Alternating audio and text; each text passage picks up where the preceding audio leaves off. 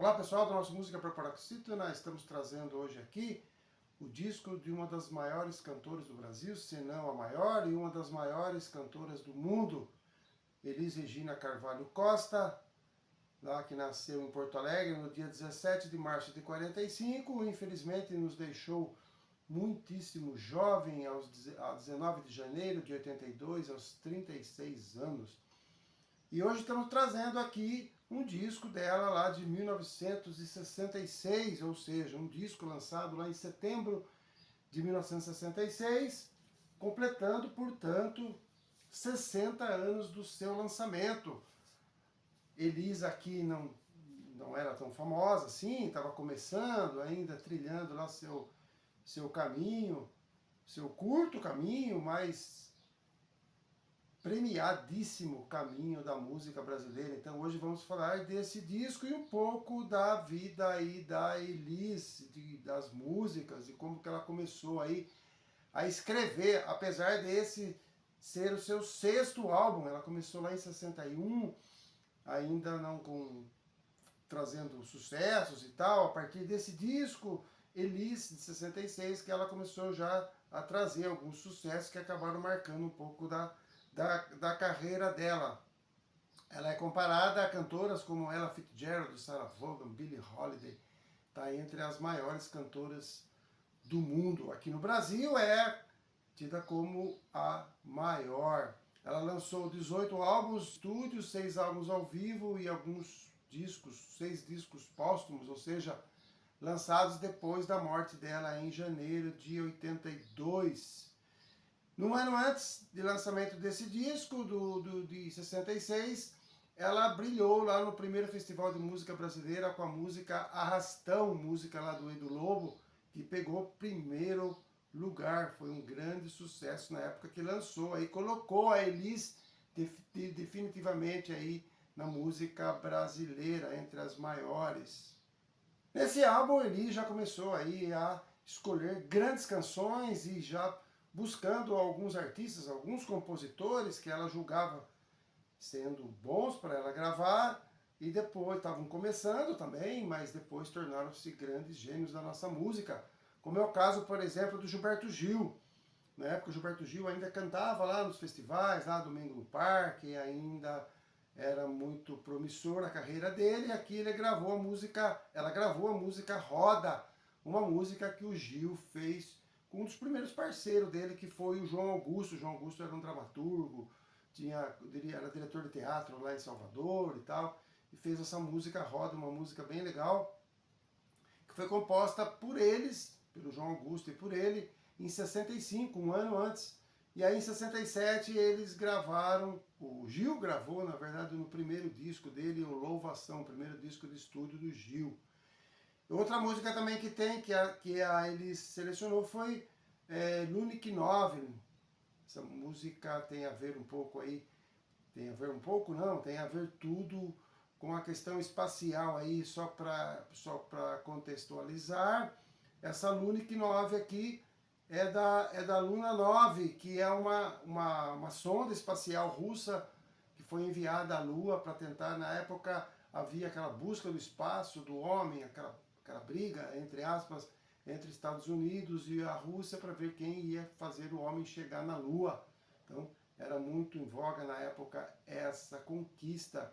E a Luna 9 foi aí essa sonda que chegou perto, que acabou rondando a Lua, mas não conseguiu chegar. Todo mundo sabe, né, que depois a conquista do homem à Lua foi conquistada pelos americanos lá em 1969, lá na Apollo 11. Então, acho que todo mundo sabe disso. Mas aqui ele faz, então, dá o nome aí, Lunik 9, falando dessa sonda russa. Na verdade, o Gil, com sua genialidade, ele falava dessa conquista concreta da Lua, de ir lá pousar no solo lunar e tal, que também ele dizia que era contraditório, porque como é que ia fazer,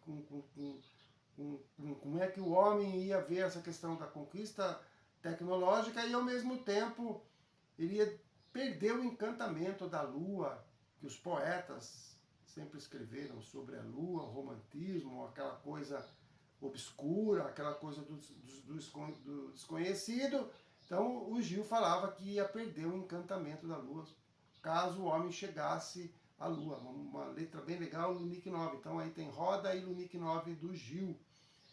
Essa música Roda a gente vai deixar aqui numa apresentação do Wilson Simonal e a Elis Regina. O Wilson Simonal também, um grande cantor lá da década de 60. Eu achei aqui uma apresentação deles na TV, fica muito legal. Vocês vão poder ver aí. Depois tem o Caetano, que também estava começando, tem a música Samba em Paz, que é uma música que fala sobre a força do povo, fala sobre a esperança de um mundo melhor.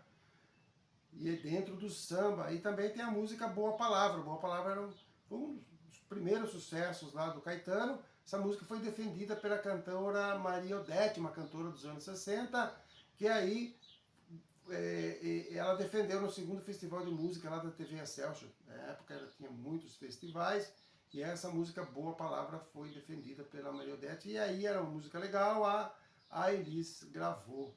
Temos ainda duas músicas da dupla do Edu Lobo e do Torquato Neto. O Edu Lobo acho que todo mundo conhece, fez aí 80 anos não faz muito tempo, foi um grande parceiro aí do Chico Buarque, do Tom Jobim, do Vinícius, um baita de um compositor. E o Torquato Neto, infelizmente, ele era um baita de um poeta também lá do Piauí, e ele faleceu muito jovem ainda, aos 28 anos de idade e tal. E fez algumas músicas, ele era um parceiro assim mais frequente do Gil, mas ele fez música com muita gente. E tem duas músicas aqui com o Edu Lobo, ele fez com o Edu Lobo. Ele fez Pra Dizer Adeus e Veleiro. Essa Pra Dizer Adeus foi gravada pela Bethânia e mais recentemente, aí, nos últimos anos, aí, foi gravada pela Zizi Posse. A letra do Torquato falava dessas angústias e até mesmo pessoal dele para dizer adeus. E o Torquato Neto, infelizmente, se suicidou aos 28 anos de idade. Muita gente diz que era uma espécie de uma carta de despedida dele e tal. Mas está aí essa música Pra Dizer Adeus, uma belíssima canção do Edu e do Torquato Neto. Ainda falando do Edu Lobo, tem outra música aqui que é a parceria dele com o Gianfrancesco Guarnieri. O pessoal mais antigo aí da TV vai se lembrar do grande...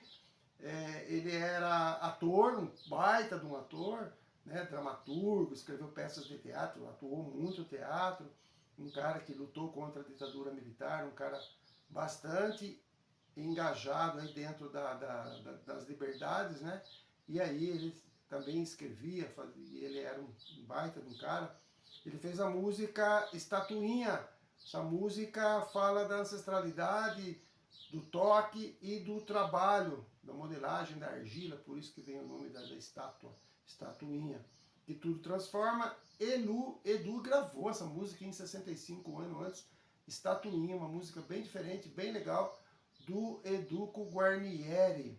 Depois, seguindo aqui, a gente tem outras músicas aqui, outra música aqui gravada pela Elis, chamada Tereza Sabe Sambar. É uma música de uma dupla também, que fez algumas músicas juntos lá no começo, que é o Francis Haime, grande músico, maestro, e o poetinha nosso, Vinícius de Moraes.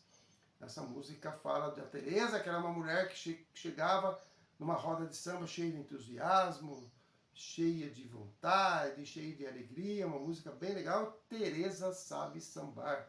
Depois a gente traz aqui o mestre Chico Buarque, que também estava lá, não tinha lançado ainda estava lançando seu primeiro disco, né? E aí ela pegou essa música aí, Tem Mais Samba, que foi, na verdade, um dos primeiros sucessos do Chico, no primeiro disco do Chico lá. E aí tem uma frase nessa música também que ficou muito famosa, se todo mundo sambasse, a vida seria mais fácil viver. Então a música, o Chico já começava a despontar. Nesse disco aqui tinha algumas canções que fizeram muito sucesso do Chico, entrou na lista do Chico. A Banda, por exemplo, foi uma que foi defendida dentro do festival. O Leolá, Pedro Pedreiro, a Rita, outros grandes sucessos do Chico nesse primeiro álbum do Chico. Então aqui a Elis foi lá e gravou Tem Mais Samba. Lembrando que a Elis tinha 21 anos de idade quando gravou esse belíssimo álbum aí. Ela já escolhia aí a dedo as suas canções, os seus artistas, né, os seus compositores preferidos. Depois a gente tem aqui Sonho de Maria. Sonho de Maria é uma canção da dupla também que fazia muito sucesso lá na época da Bossa Nova, que era o Marcos e o Paulo Sérgio Vale, a dupla de irmãos que fizeram muita música legal, como eu disse, na época da Bossa Nova, e depois adentrou aí os anos 70, 80, fazendo muita música legal. Sonho de Maria, foi uma dupla bastante conhecida. Essa música foi gravada, foi o primeiro sucesso, assim, vamos dizer, da dupla. Foi gravada pelo Tamba Trio em 63, 3 anos antes, lá em 63. Estavam começando o grupo Tamba Trio, que como o nome diz, é um trio vocal lá do Rio de Janeiro. Era muito comum lá no início, lá no pós-Bossa Nova, durante a Bossa Nova. Gravava muito sucesso e eles gravaram lá no final da década de 50 esse Tamba Trio. E em 63, no início da década de 60, eles gravavam, eles misturavam aí samba, jazz, bossa nova, que era uma misturada, era uma mudança aí no estilo musical brasileiro na época, com o advento aí da bossa nova e tal. Muito influenciava demais, e aí a Elis foi lá e pegou essa música e gravou. Depois ainda tem aqui o clássico Carinhoso, do Pixinguinha, acho que todo mundo conhece, quem não conhece, gosta de música, deveria conhecer. Carinhoso, uma belíssima canção, e era instrumental, essa música foi composta, todo mundo fala que é do Pixinguinha, e é mesmo, só que na verdade tem aí a letra do João de Barro. O João de Barro é o conhecido Braguinha também, um grande compositor, escritor e tal. E aí essa música, curiosamente, ela foi feita em ritmo de choro. Choro também aqui, só para contextualizar, é um ritmo de música bem alegre e tal, criado lá na década de 15, de 20, era muito comum as rodas de samba com choro e tal. E aí o mestre Pixinguinha fez essa música instrumental, somente instrumental, lá um pouco antes de 1920, deve ser 16, 17. Ele fez essa música perdurou durante uma década, aí, um pouco mais, aí dentro somente instrumental.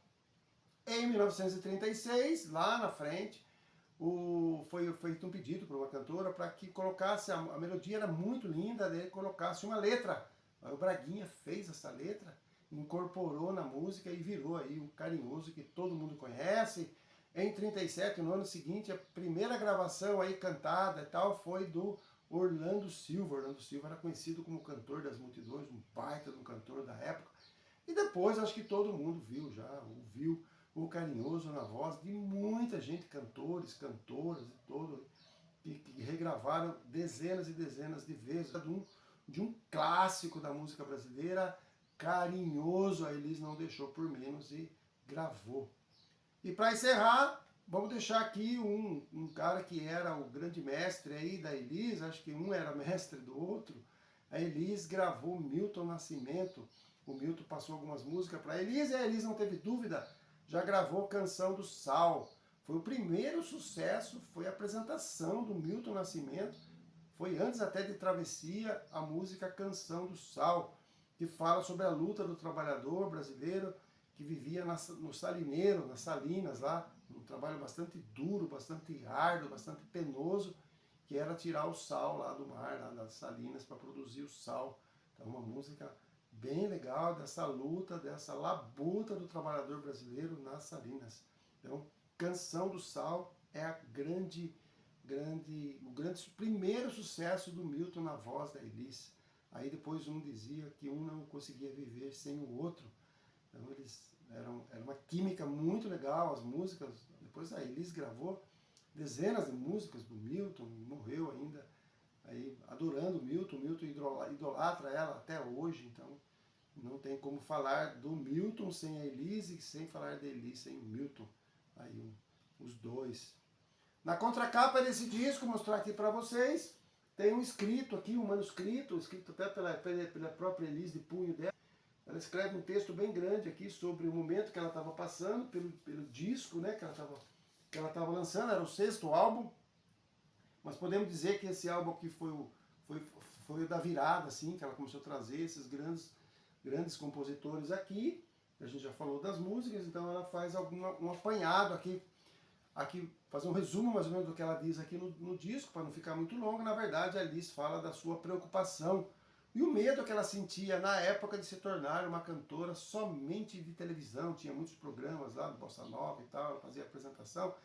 E ela tinha medo de entrar dentro de um padrão televisivo.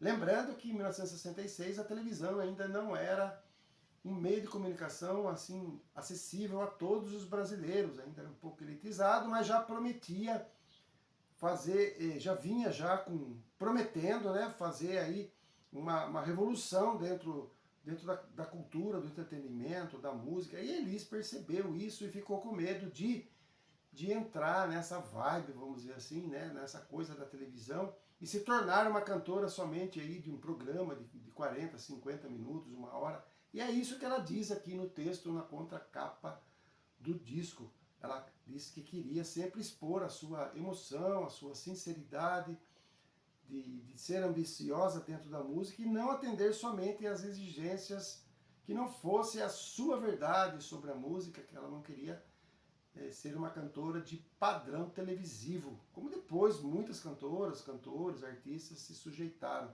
Mas Elis tinha muito esse medo, mas ela disse que ela ia fazer o que ela gostava de fazer.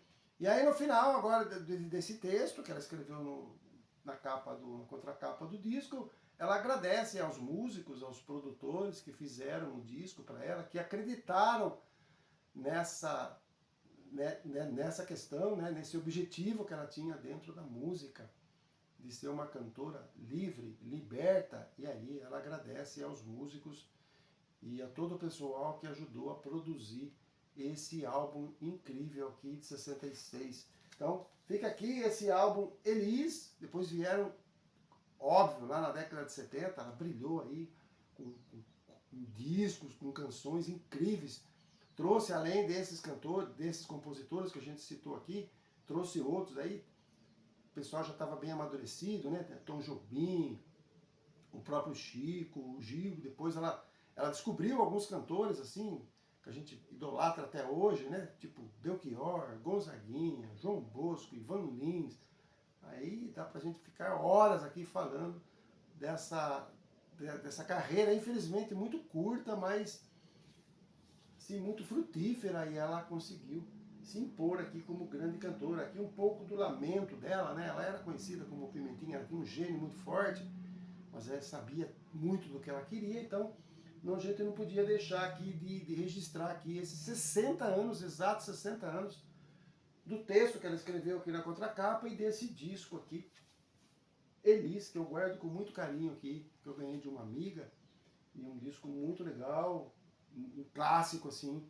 Depois vieram outros, então fica aqui essa lembrança da Elis. Então fica aqui as músicas, a gente vai deixar todas essas músicas aqui, só uma ou outra aí que tem o vídeo, o resto é tudo áudio, né, que na época não tinha muito vídeo e tal, mas vale a pena aí resgatar essas músicas desses grandes compositores que já cenavam aí dentro do mercado fonográfico como grandes ídolos, aí estavam começando, tudo ainda meio molecão ainda. A Elis tinha 21, só lembrando, Caetano, Gil, esse pessoal tinha 25, 26 anos, 20, 24 anos, muito jovens ainda. E aí depois deu no que deu, né, esses gênios da nossa música. Então, dê uma olhada na descrição, no maisinho embaixo aí vai estar os vídeos ou os áudios para vocês curtirem. Um grande abraço a todos e até a próxima postagem.